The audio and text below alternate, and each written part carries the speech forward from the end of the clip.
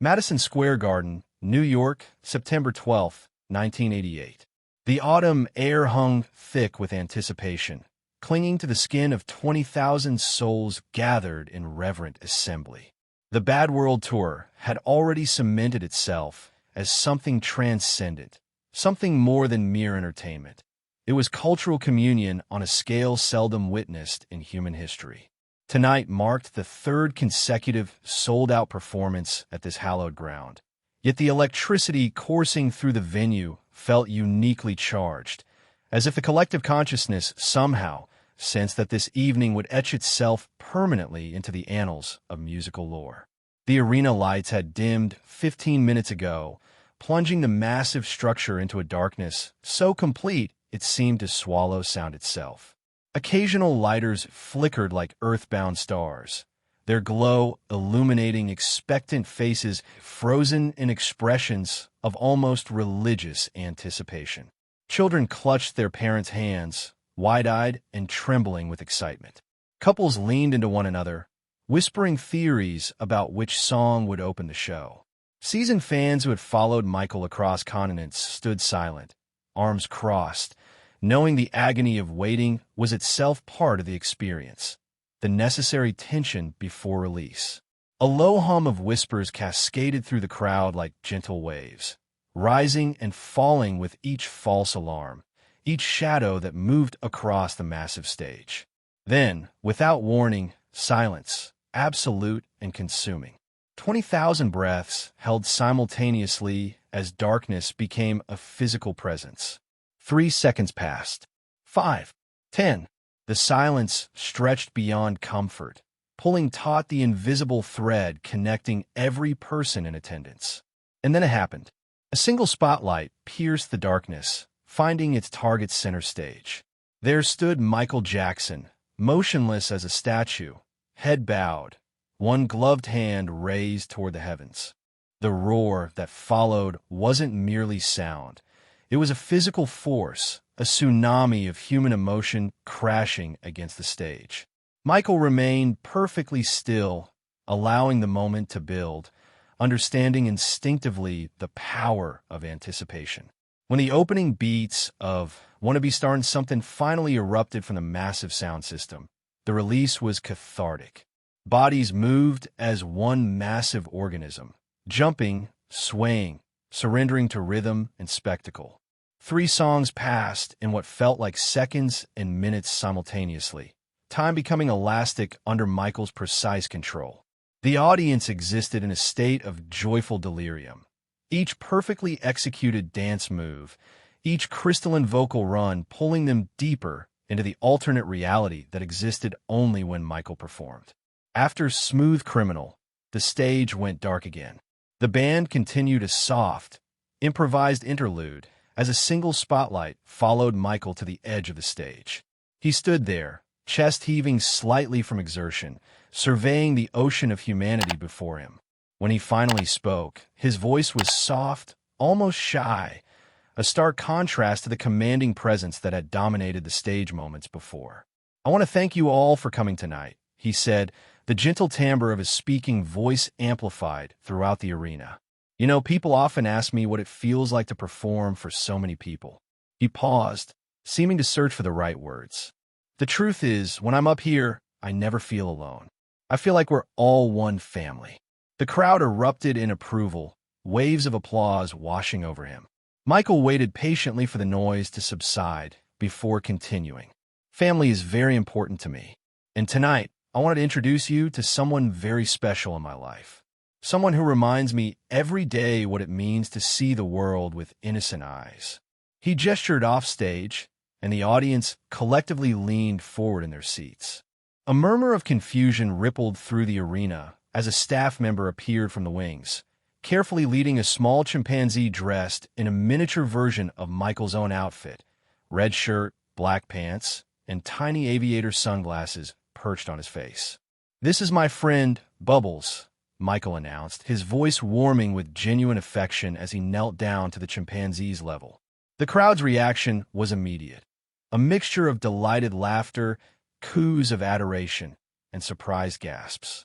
Camera flashes erupted throughout the arena, creating a constellation of light. Bubbles, seemingly unfazed by the massive crowd, calmly walked to Michael's side, one small hand gripping the superstar's fingers.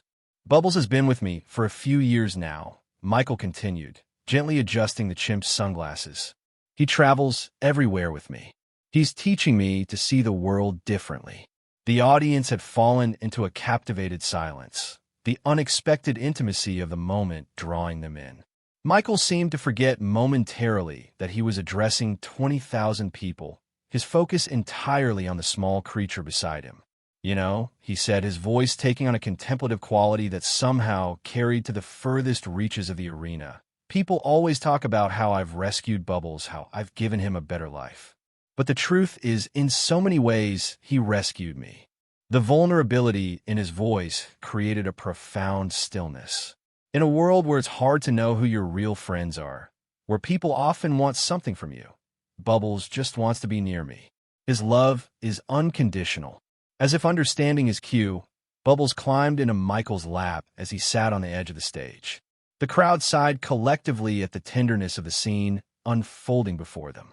"I brought Bubbles to many shows, but always backstage. Tonight is the first time he's ever been out in front of an audience this size." Michael looked up, scanning the endless sea of faces. "I was nervous about how he might react, but then I realized, if I trust you all with my heart every night, I can trust you with his too." The sincerity in his voice was palpable, hanging in the air like an unspoken promise between performer and audience. What happened next would later be recounted in thousands of personal stories, shared in fan magazines, and eventually documented in unofficial biographies of the King of Pop. A young girl, no more than 7 years old, had been watching the interaction from the front row, her face a portrait of wonder. She had come to the concert clutching a small stuffed chimpanzee, a toy she'd begged her parents to buy after seeing pictures of Michael with Bubbles in magazines. When the real Bubbles appeared on stage, her expression had transformed from excitement to something approaching spiritual revelation. Now, with an impulsiveness only possible in childhood, she broke away from her father's grasp and approached the stage, the stuffed toy extended upward in a small, trembling hand. Security moved immediately, but Michael raised his hand, stopping them with a simple gesture. The arena held its breath as he studied the child's face, her expression visible on the massive screens surrounding the stage.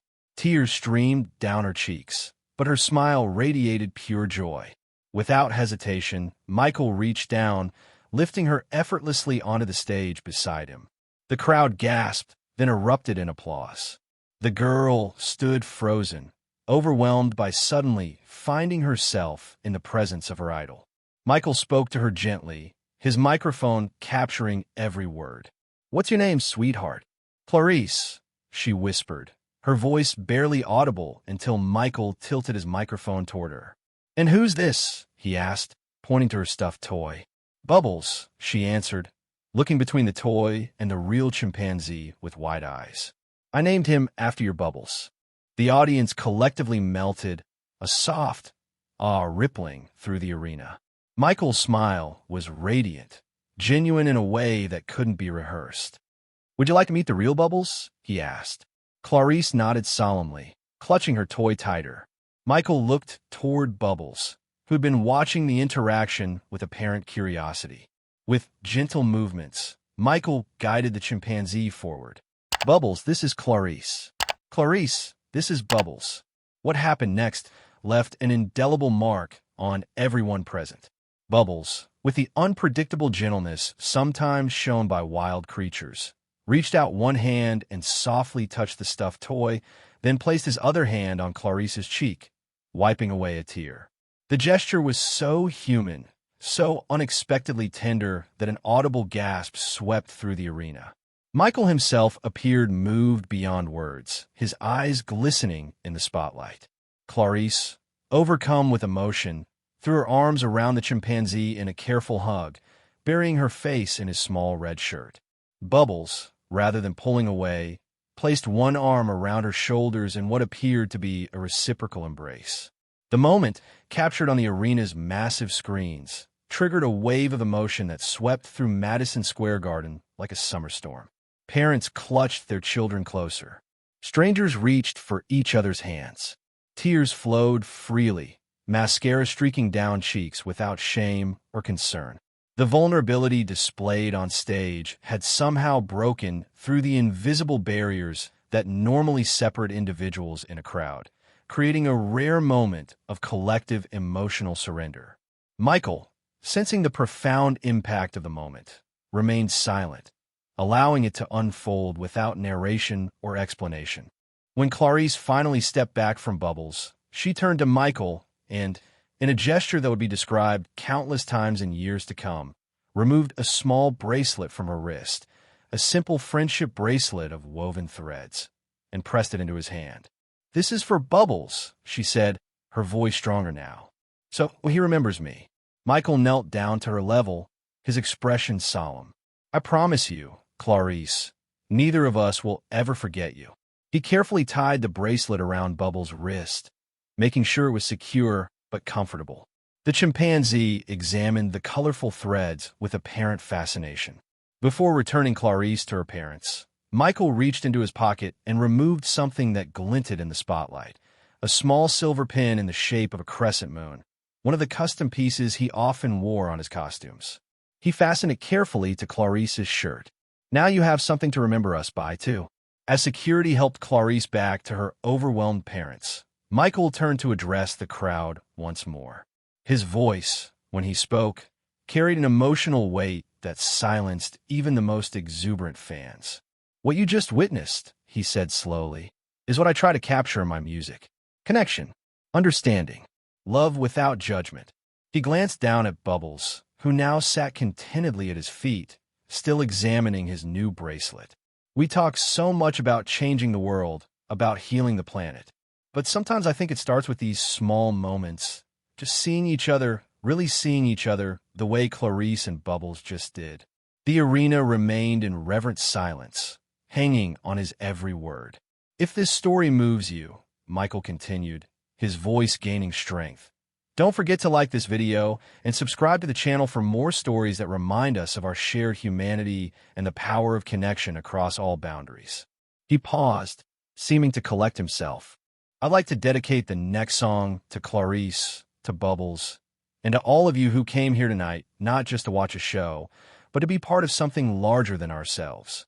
As the opening notes of Man in the Mirror began to play, the audience rose as one body, swaying in unison, lighters and later cell phone screens illuminating the darkness like earthbound stars.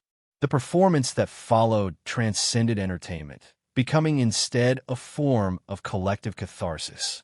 Michael sang with raw emotion, his voice cracking at precisely the moments when the lyrics spoke most directly to the human condition.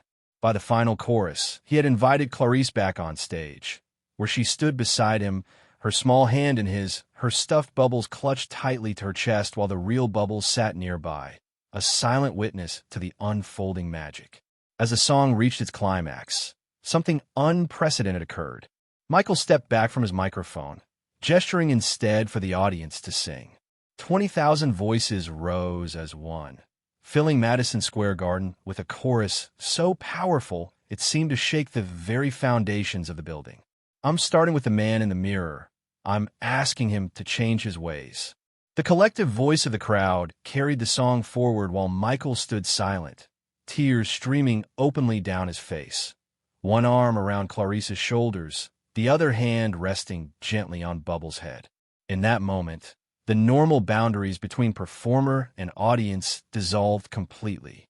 There was no superstar, no fans, only human beings sharing an experience of profound connection. When the song finally ended, the applause that followed wasn't merely appreciation for a performance well executed.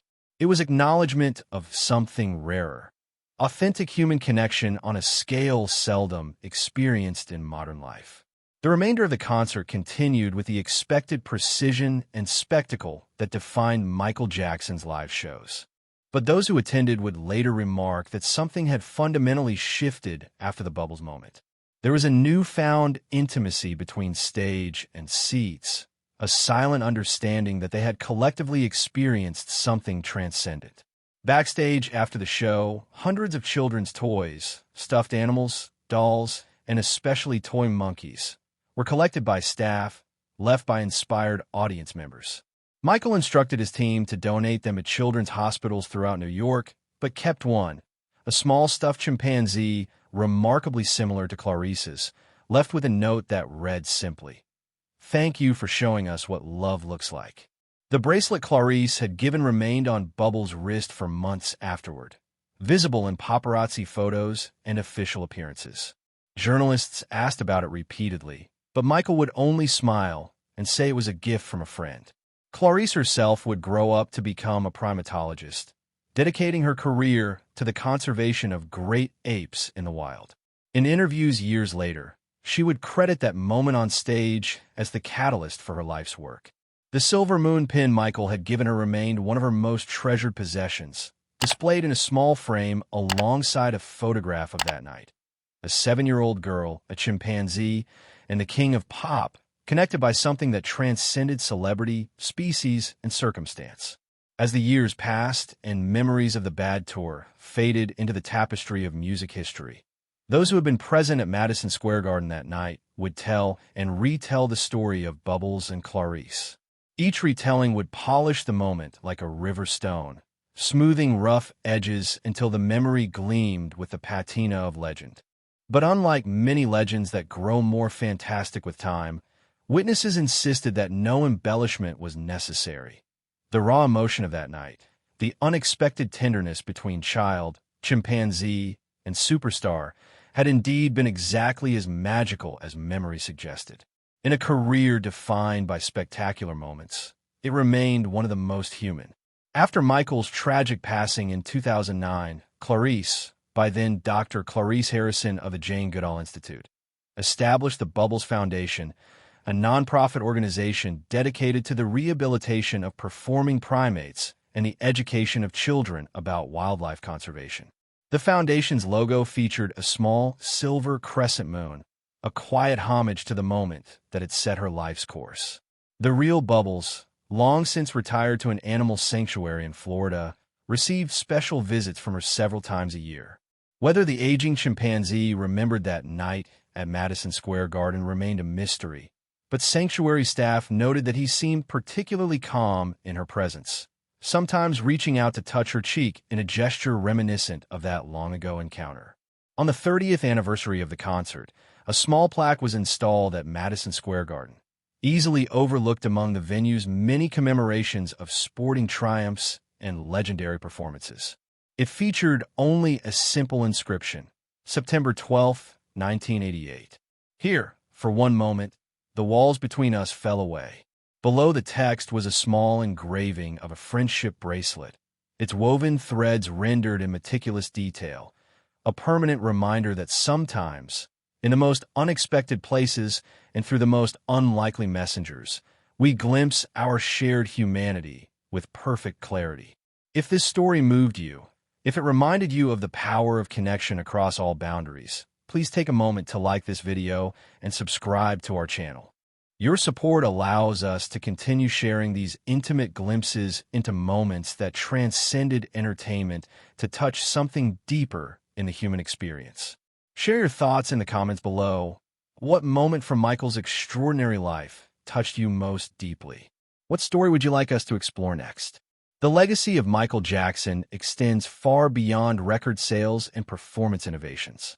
It lives in these human moments, these unexpected intersections of celebrity and sincerity that revealed the man behind the carefully constructed image.